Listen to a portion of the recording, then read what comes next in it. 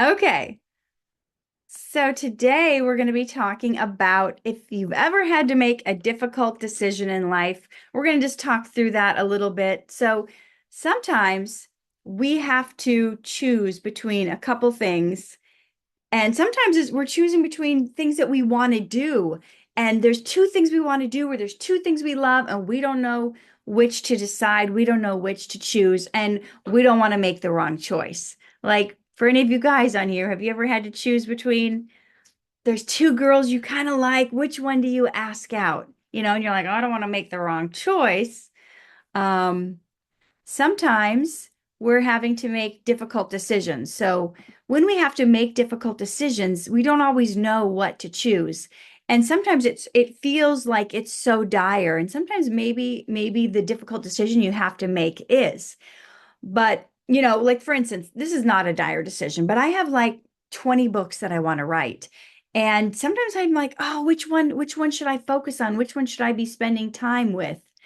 And you know that you can't do everything at once. Maybe you've had a lot of goals for the year, and so you start working on certain goals, and then you want to work on other goals, and then you work on other goals, and then you don't get any of the goals actually complete or finished because you've spent so much time working on one, then working on another, then working on a different one, and then at the end of the year, you've got 10 projects started, but none of them have been finished. So when it comes to making difficult decisions, we have to make a choice whether we know 100% of the facts or not. We just have to move in the direction that we think is the right one. So when it comes between like, oh, which project should I work on first? Sometimes I coach people. There's two things when I coach people, like when they're trying to decide which project should I work on first. Sometimes you go for the low-hanging fruit. That's the project that's close enough to be completed. That's the project that has more pieces in place where you can get to it faster. So having that sense of completion makes you feel good and motivates you to move on to the next project. So, what is it that you need to do when you're choosing between a couple tough things when it comes to a project? Sometimes we just have to hunker down and choose the one thing that's closest to completion. All right. So we only have so much time in the day, right? So you might have to say, I am going to spend the next 3 months working on this business plan. That means you're putting all the other stuff aside that you want to do. Or maybe you're going to spend the next 9 months working on a book or whatever it is. But what if the decision you're trying to make is even more life altering? What if it's between two careers and this is like what you're going to spend your life doing? What if you love them both? Which do you choose? Well, in the past, I've been stuck in a place like that. And let me tell you, it's not fun. Just a few years ago, I was like, should I continue to be an actor or should I do more of the writing and the self-help and the speaking and the personal development courses? And I felt like I had to choose. But as you see now, I'm doing both. You don't always have to choose. But if you're not doing either because you're so like on the fence, that's like the worst place to be when you're on the Yeah, fence. That's painful. You don't want to keep um, sitting on the fence because then I am fixing to that's wash pokey. it. That's pokey. It's pokey on the fence. You don't want to sit there. So you can't stay scared to make a decision. You just have to jump on one side of the fence or the other and choose something. And then, hopefully you've done it in prayer. Hopefully you've sought some wise counsel to do it. So maybe I don't think I'm the only one who's ever had to, make a decision and get some advice and feedback on it. Sometimes you just have to jump and pick a side and go with that. But the good news is it doesn't necessarily mean you're stuck there forever. Most things in life, you can choose to go down one road or go down another. So I know certain things in life only have a limited window. And sometimes that's a determining factor. If there's two choices that you can do, one has a limited time. For instance, having a career and having a baby. Well, we know for women, there's a certain period of time you can have a baby in, right? Then after that time, it's a lot more difficult, right? But you can usually always have the career, unless it's a career that's like um pro football player. you're not going to probably start to do that when you're in your 30s, right? You start getting into that as a teen. So maybe there's a time element that you want to factor in when you've got two difficult decisions you're trying to make. Is there a time frame? Do you feel God calling you one way or another? Is there a time frame? And what is in your heart? So don't forget about that too. Are you going to feel fulfilled choosing what you're choosing? So maybe you feel like you're going to be stuck, but you don't always have to be. So maybe you want to go down the road of being a musician, or maybe you want to go down the road of being a soccer teacher or whatever it is. It's going to take all that you have, whatever you choose for your life, your vocation, your spouse. It's going to take your all, and it's going to be a commitment. And so, whatever resources you have and whatever you choose, you have to commit fully to it. So, now some things can remain a hobby. It doesn't mean you have to get rid of them. So, I realized I wasn't going to become a poet as a life vocation. That works out for very few people. I don't know if you guys know, but only 2% of actors in the Screen Actors Guild in the union actually make a living at acting. So that's already pretty slim odds. And I'm writing about this in my book, Smoking Hopium, which is my book about Hollywood. The people who make a living as a poet, that's even less than 2%. So, I chose not to fully pursue poetry, but that's something I do as a hobby on the side. So maybe there's something that you really love, but you're going to have to probably do it maybe on the side as a hobby and choose a vocation that's actually going to pay you well. So, what are you going to spend your life doing?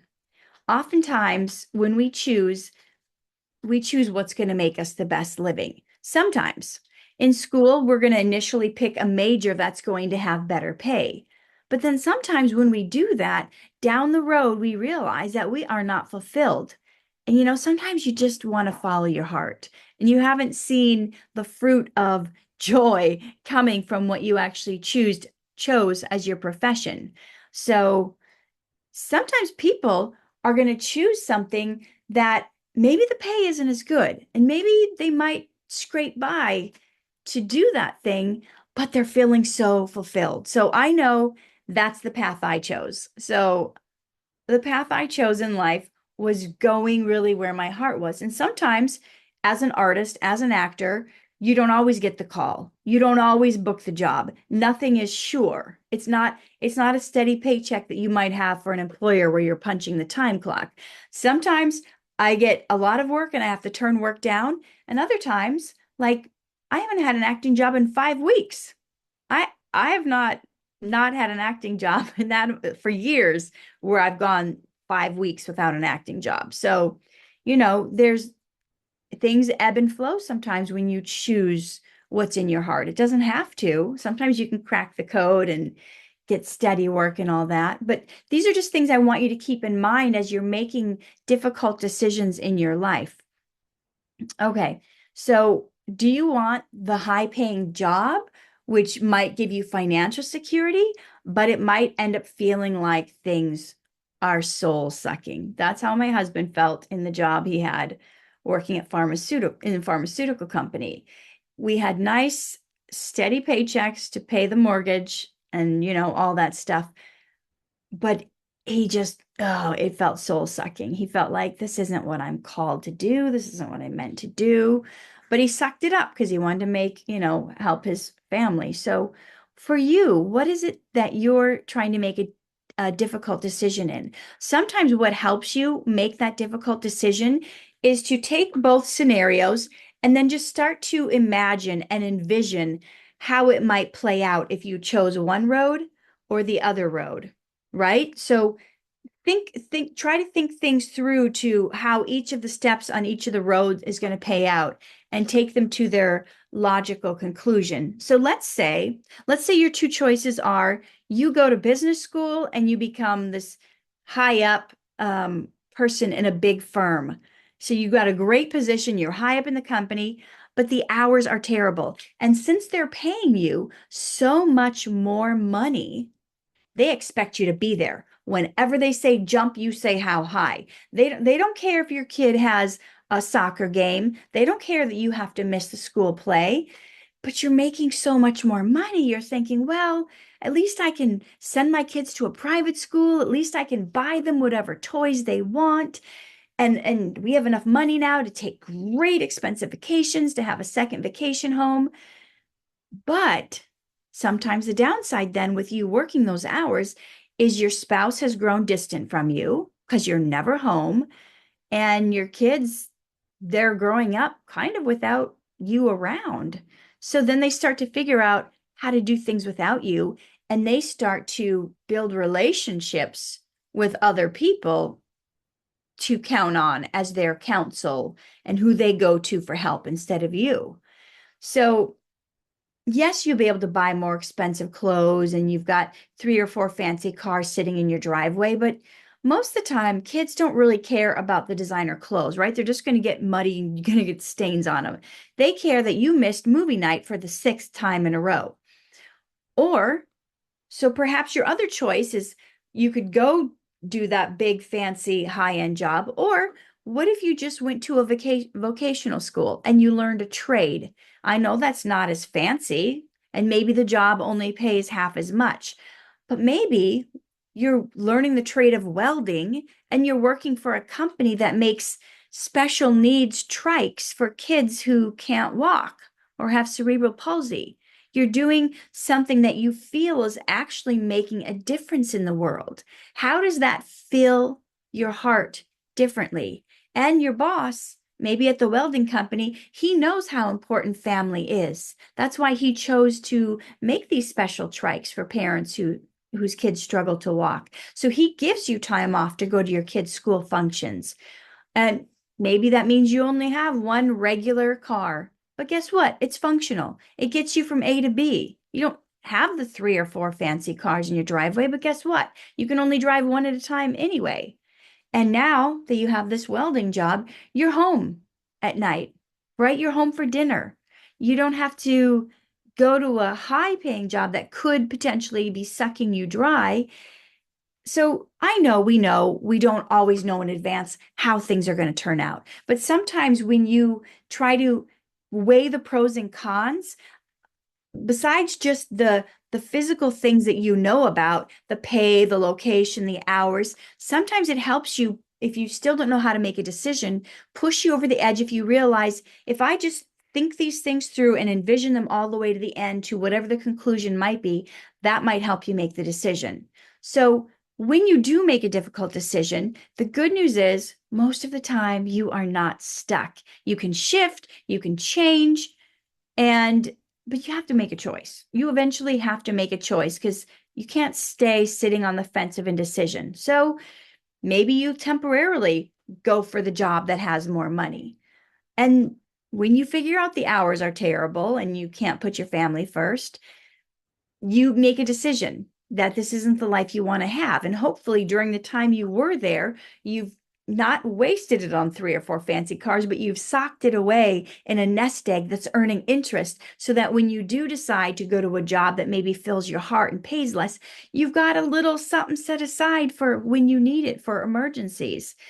But I think when you are going to make a decision that is going to affect people around you, people you care about, make it a group decision.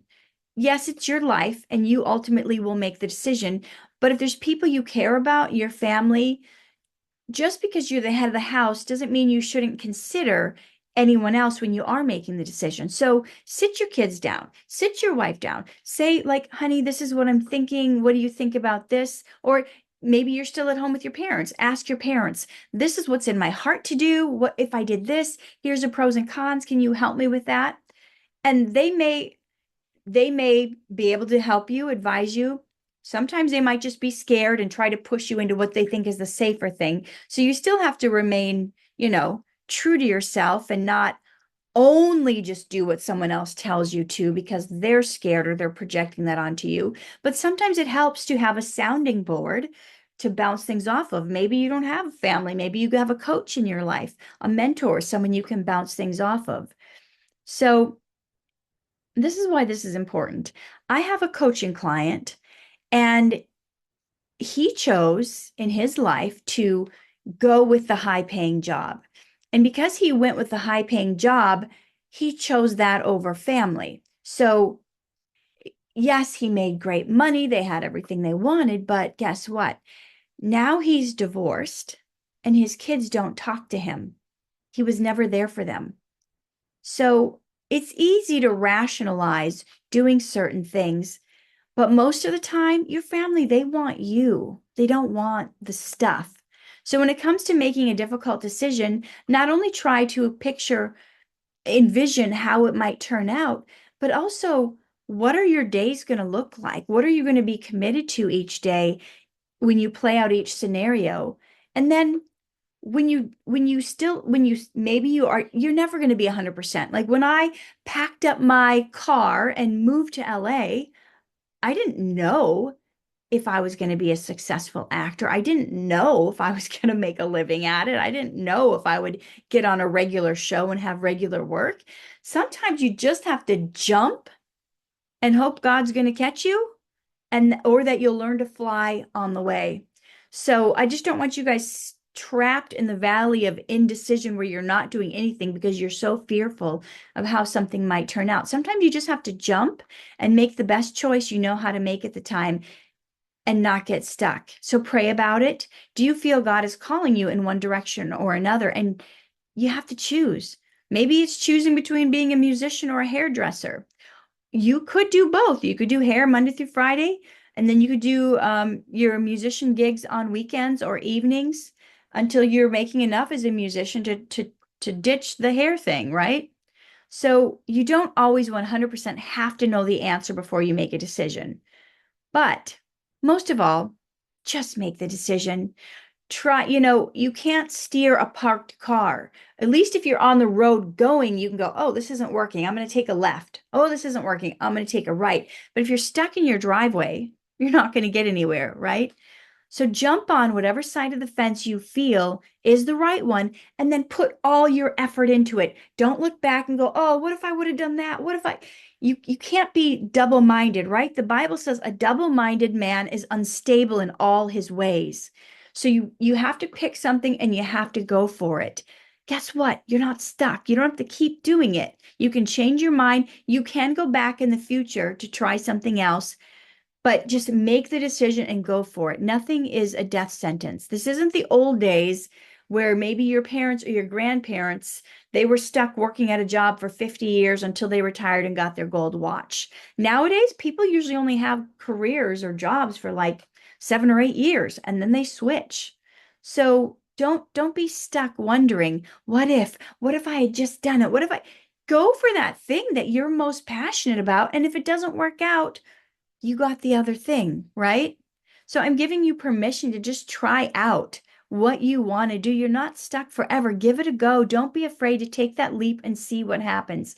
You might fall flat. Okay. So what? Dust yourself off and go back out to do what you initially thought you might want to do. Who knows? You might not fail. You might not fall. You might just soar and become so good at it. You might make this not just a living, you might make a life out of it that brings you joy that you could have never anticipated. You could make connections and bring meaning to your life and have the things you wanted, even if not everything works out perfectly. So don't feel like you have to choose the safest of all options and then be miserable. Make the best choice you know how to make at the time. And if it doesn't turn out to be what you hoped, shift, move, adjust. It's not too late. No matter how old you are now, it's not too late to shift and start doing something new. I meet so many people who are over 50, over 60, and they're like, you know what? I don't like what I've been doing the past 20, 30, 40 years. And they switch. And it's never too late, right? As long as you have a pulse, you have a purpose. So I actually have a girlfriend who's been the lead singer in two different bands, and both of the bands were started by lawyers. So these guys had lawyer businesses for a few decades, and then around 50 or so, they decided, I'm just not fulfilled just practicing law. Yes, I've made a great living, but now they're musicians or they're musicians by night. And now they have the means because their lawyer job has provided them the cash. They have the means to start their rock band. And so, you know, you don't have to say, I am locked into something for the rest of my life. Your career choices and dreams also don't have to make sense to others. So make the difficult decision. And if you can make it in a way that fulfills the desires of your heart and doesn't hurt or take away from those you love, then go for it. What are you waiting for?